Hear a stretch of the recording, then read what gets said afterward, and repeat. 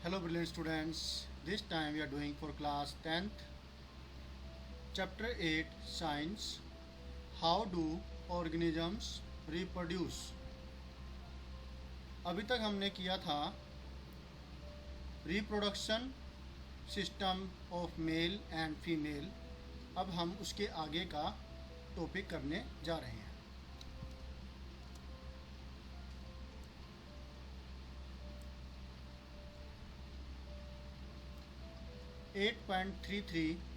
C.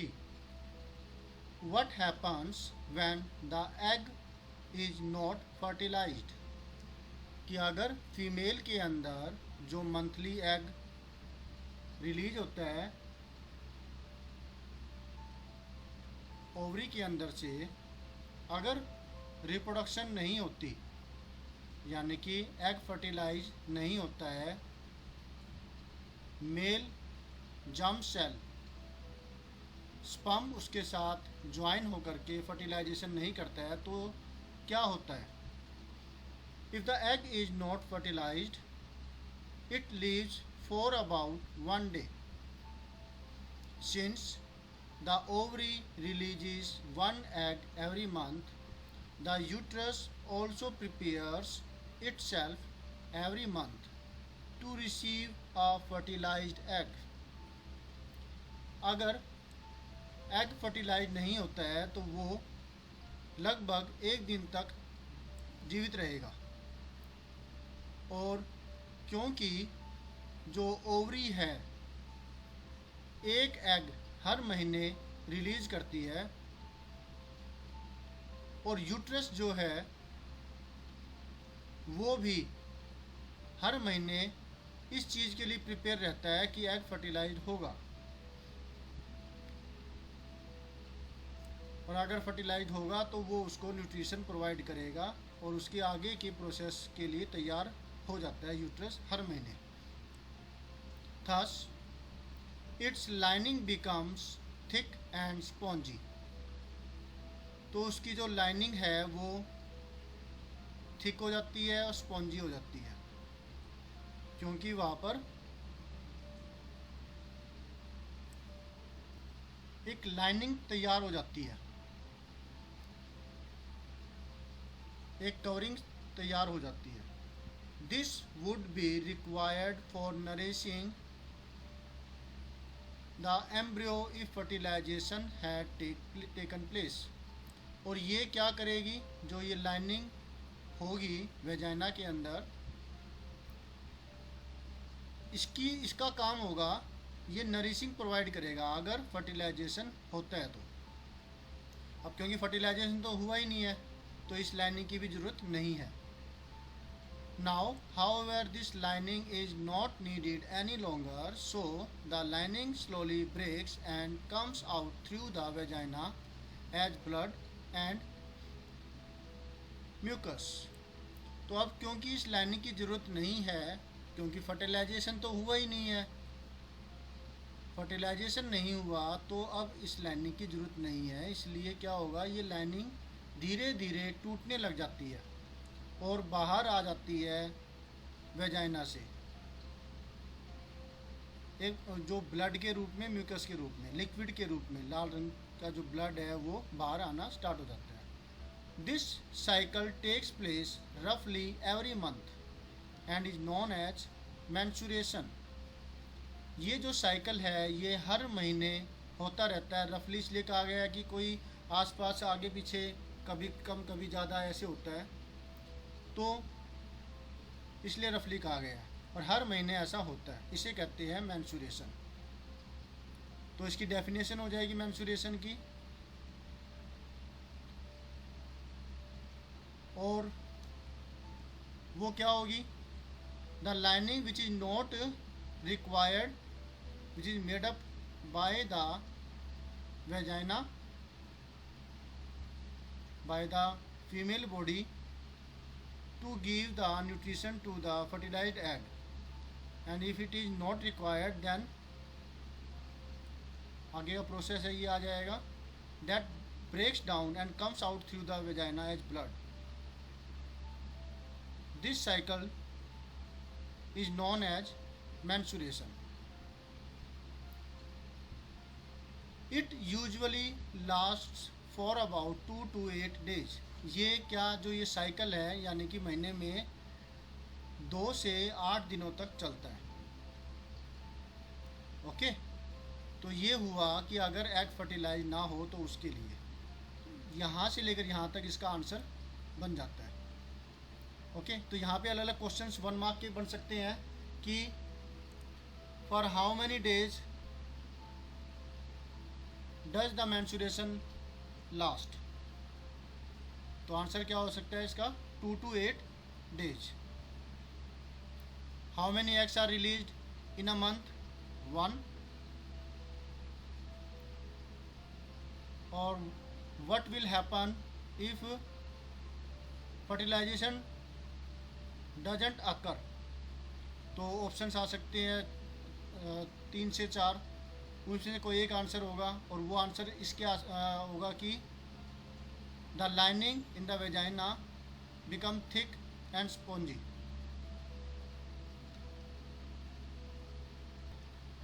Vagina के अंदर जो आगे जो यूट्रस होता है उसकी जो लाइनिंग है वो ब्रेक डाउन हो जाती है.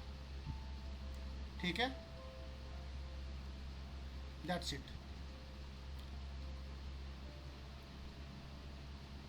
अब है 8.33D. आप समझ पा रहे हैं ना, जैसे मैंने आपसे कहा है कि लाइनिंग इन द वेजाइना मतलब वो यूट्रस के अंदर जो लाइनिंग होगी वो. क्लियर है. आगे है reproductive health topic 8.33D. As we have seen the process of sexual maturation is gradual and takes place while general body growth is still going on. जैसे हमने देखा कि जो सेक्सुअल मैच्योरेशन है बॉडी के अंदर वो लगातार चलती रहती है जब बॉडी ग्रोथ कर रही होती है. Therefore, some degree of sexual maturation does not necessarily mean that the body or the mind is ready for sexual acts or for having and bringing up children. तो अब इसका जो ये थोड़ी सी जो सेक्सुअल मैच्योरेशन अभी आई है इसका मतलब ये नहीं हो जाता कि बॉडी इसके लिए तैयार है, सेक्स के लिए तैयार है और उसके बाद चाइल्ड के लिए तैयार है.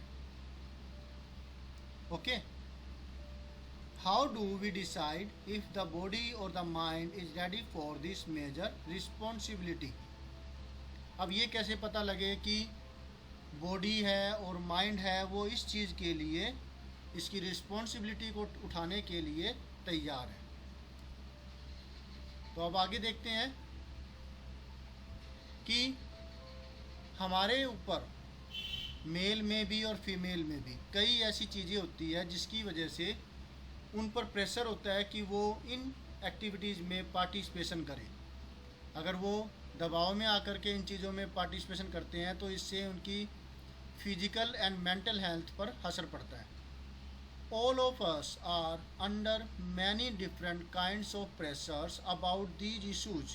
इस इशू के लिए यानी कि सेक्स करने के लिए, इन्वॉल्व होने के लिए और उसके बाद चाइल्ड को की रिस्पॉन्सिबिलिटी निभाने के लिए दबाव होता है. वो दबाव कौन कौन सा होता है, अलग अलग टाइप के प्रेशर्स कौन से होते हैं. There can be pressure from our friends for participating in many activities whether we really want to or not. हो सकता है कि वो प्रेशर हमारे दोस्तों का ही हो इस तरह की एक्टिविटीज़ में शामिल होने के लिए. आप मूवीज़ वगैरह में भी देखते हैं कई बच्चे जो है शाई होते हैं और वो इस तरह की एक्टिविटी से शर्माते हैं, दूर रहना चाहते हैं, उन्हें पसंद नहीं है ये चीज़. लेकिन उनके दोस्त इसको ज़बरदस्ती इस चीज़ में इन्वॉल्व करते हैं कि नहीं चलो करते हैं, नहीं चलो क्या हो गया. समझ पा रहे हैं आप.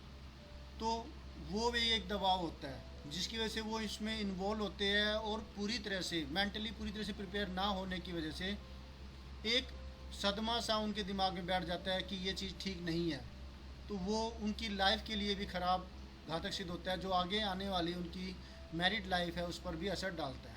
तो ये प्रेशर सही नहीं होता। फिर there can be pressure from families to get married and start having children. हो सकता है कि ये प्रेशर फैमिली की तरफ से हो, जहाँ पर पेरेंट्स का मानना होता है कि एक टाइम पे आकर के शादी कर लेनी चाहिए, या कम इस एज के अंदर जबकि वो पढ़ रहे होते हैं कि कहीं कुछ भटकाव ना हो जाए तो पहले वो शादी करने का। या फिर हो सकता है कि मम्मी की बीमारी से, पापा की बीमारी से उनको लगता है कि घर में बहू आ जानी चाहिए, या फिर उनको लगता है कि बेटी की शादी अपने आंखों के सामने कर दें। तो इसकी वजह से भी फैमिली का दबाव उनके ऊपर होता है। There can be pressure from government agencies to avoid having children. और अलग अलग पहलुओं में गवर्नमेंट एजेंसीज का भी दबाव होता है बच्चे ना करने के लिए। ओके, तो ये अलग अलग प्रेशर्स है जो कि मेल और फीमेल पर होता है, जिसका असर पड़ता है उनकी मेंटल हेल्थ पर।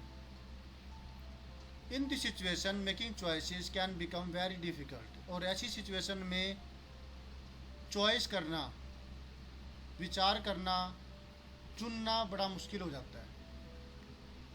We must also consider the possible health consequences of having sex. और हमें सेक्स से होने वाले जो हेल्थ के ऊपर प्रभाव के बारे में जो हो सकते हैं दुष्प्रभाव, उसके बारे में भी हमें सोचना चाहिए। We have discussed in class 9th that diseases can be transmitted from person to person in a variety of ways. हम 9th क्लास में देख चुके हैं कि सेक्स की वजह से कई तरह की बीमारियां भी फैल जाती है एक आदमी से दूसरे आदमी के अंदर, चाहे वो टच की वजह से हो, चाहे वो खाने पीने की वजह से हो, चाहे वो सेक्स की वजह से हो। Since the sexual act is a very intimate connections of the bodies, it is not surprising that many diseases can be sexually transmitted. अब क्योंकि सेक्स के दौरान दो बॉडी बहुत ज़्यादा एक दूसरे के साथ कनेक्ट रहती है, तो ये कोई सरप्राइज़ करने वाली बात नहीं है कि इसकी वजह से भी कई तरह की सेक्सुअल डिजीज़ ट्रांसमिट हो सकती है एक बॉडी से दूसरी बॉडी में। These include bacterial infections such as gonorrhoea and simples and viral infections such as warts and HIV AIDS. इसके द्वारा जो फैलने वाली 4 बीमारियों के नाम यहाँ पर दे रखे हैं, जो है गोनोरिया, सिफिलिस, वायरल इन्फेक्शंस के अंदर वार्ड एंड HIV एड्स। अब कई बार इनकी जो प्रोनाउंसिएशन है उसमें प्रॉब्लम आती है, तो हम क्या कर सकते हैं, गूगल ट्रांसलेट का इस्तेमाल कर सकते हैं। तो ये सिफिलिस है, मैंने इसको सिफिल्स बोला, तो इस तरह की दिक्कत आ सकती है, राइट।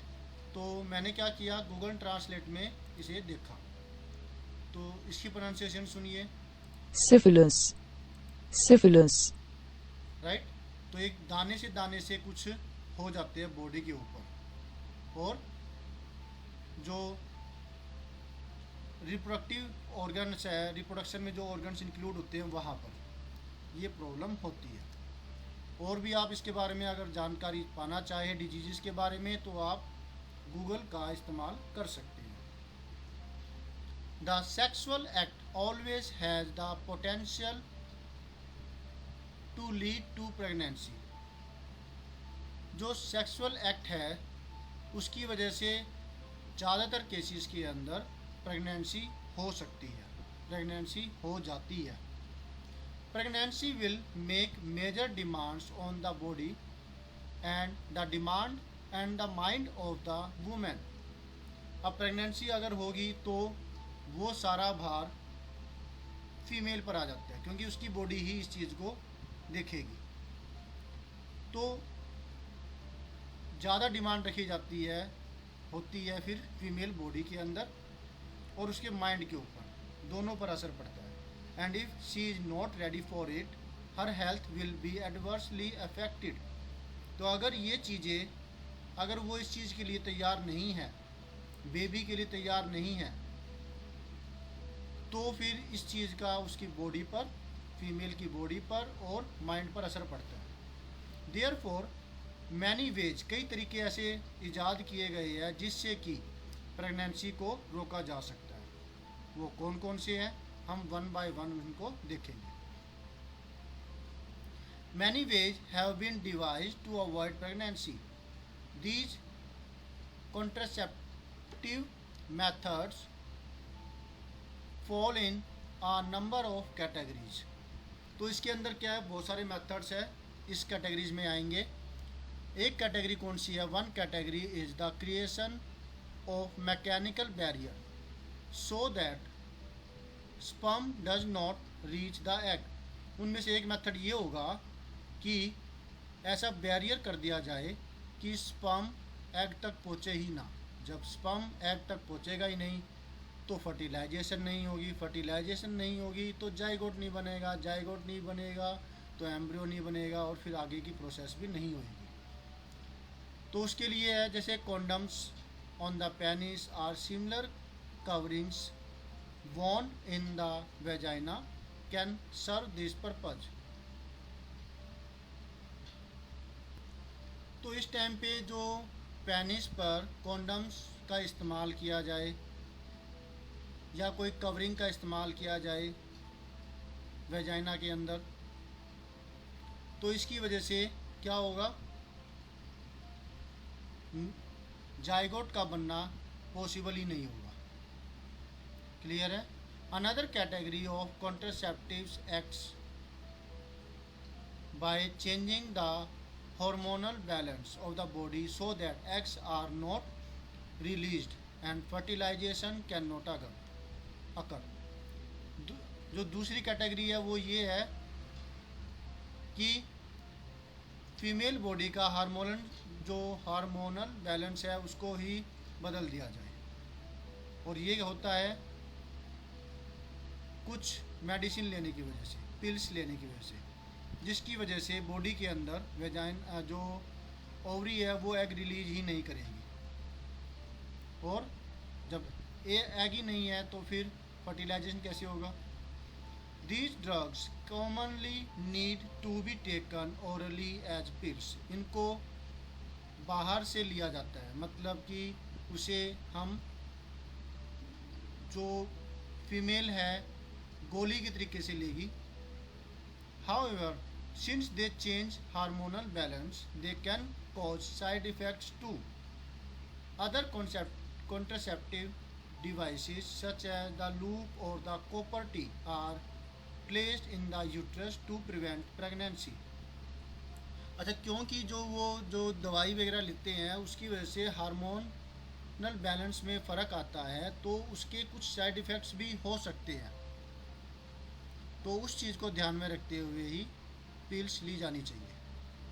और जो दूसरे जो डिवाइस है जो ऐसा कर सकती है, बैरियर का काम कर सकती है, वो है जैसे कि लूप या फिर कॉपर टी, जो कि यूट्रस में डाल दिए जाते हैं टू प्रिवेंट प्रेगनेंसी को रोकने के लिए। मैं आपको फिर दोबारा से कहना चाहूँगा कि मेरे दिमाग में है कि मैंने आपसे ये कहा था कि जो लाइनिंग होती है मेंस्ट्रुएशन के लिए वो वेजाइना के अंदर, कहने का मतलब यही था कि यूट्रस के अंदर, वेजाइना में अंदर की तरफ जा कर के जो यूट्रस है, यूट्रस में लाइनिंग तैयार होती है, तो वो ध्यान रखिएगा।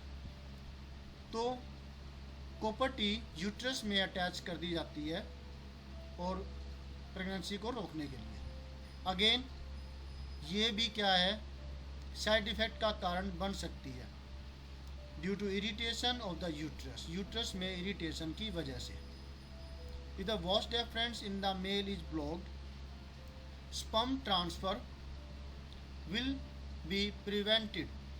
अब जब फीमेल में वास डिफरेंस है जहाँ से स्पर्म रिलीज होता है, टेस्टिस के साथ अटैच्ड होती है ये ट्यूब, अगर वही ब्लॉक हो जाए मेल के अंदर तो स्पर्म ट्रांसफ़र नहीं होगा, वो प्रिवेंट हो जाएगा। या फिर एक तो ये हो गया कि भाई वॉस डिफरेंस को रोक दिया जाए कि वो स्पर्म ट्रांसफ़र करे। सेकेंडली ये हो सकता है कि फेलोपियन ट्यूब जो फीमेल में होती है उसे ब्लॉक कर दिया जाए तो एग ही रिलीज नहीं होगा। The egg will not be able to reach the uterus, वो यूट्रस तक नहीं पहुँचेगा। In both cases fertilization will not take place, दोनों ही केसेस में फर्टिलाइजेशन नहीं होगा।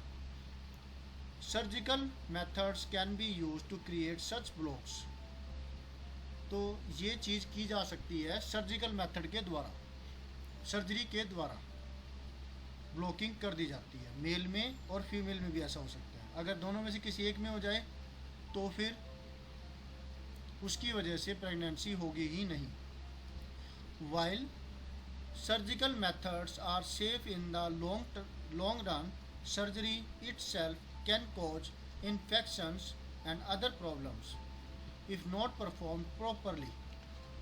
अब ये लॉन्ग रन के लिए तो काफ़ी फ़ायदेमंद है, लेकिन अगर तरीके से ना की जाए ये सर्जरी भी तो उसकी वजह से इन्फेक्शन का कारण ये बन सकती है। इसलिए अच्छे डॉक्टर के पास अच्छी तरीके से ये चीज़ करवाई जानी चाहिए।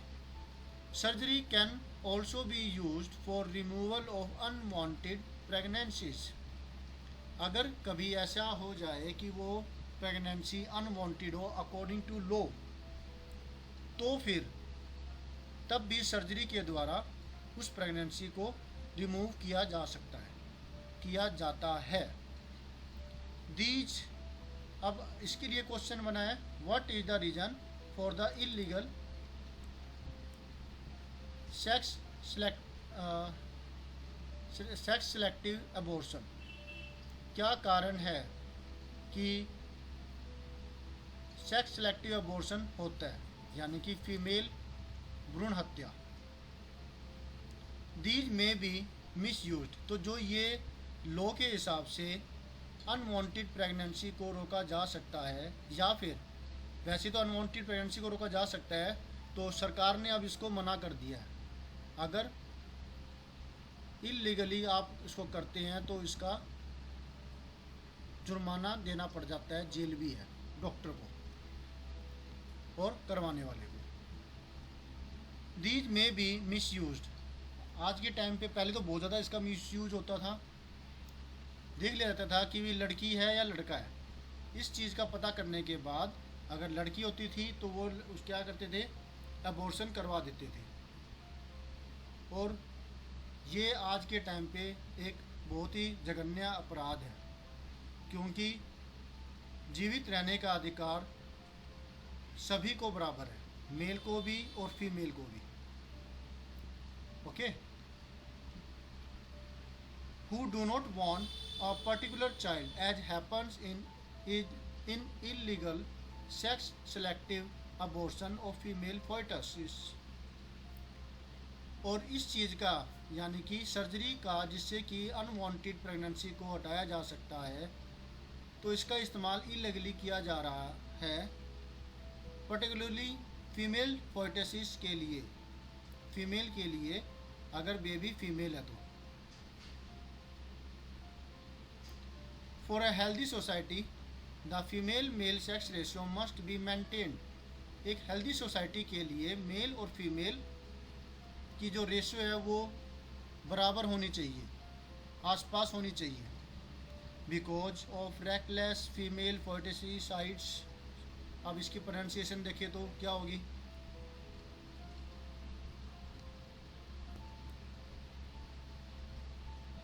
फोइटिसाइड, इसका मीनिंग यहाँ पर आ गया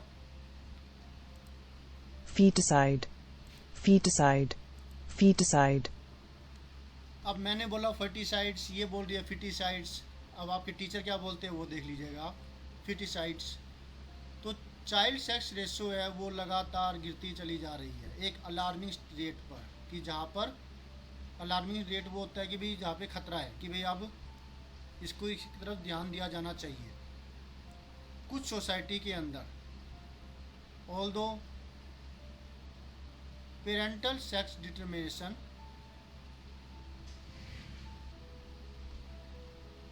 prenatal sex determination has been provided by law, तो जन्म से पहले,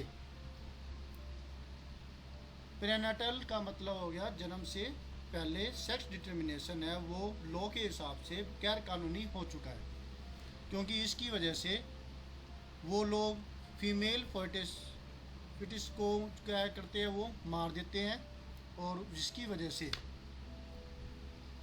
ये रेशियो गड़बड़ा जाती है। तो ऐसा नहीं होना चाहिए। We have noted earlier that reproduction is the process by which organisms increase their populations। हमने ये चीज़ नोट कर ली है कि रिप्रोडक्शन वो प्रोसेस है जिसके द्वारा कोई भी ऑर्गेनिज्म अपनी पॉपुलेशन को इंक्रीज करता है।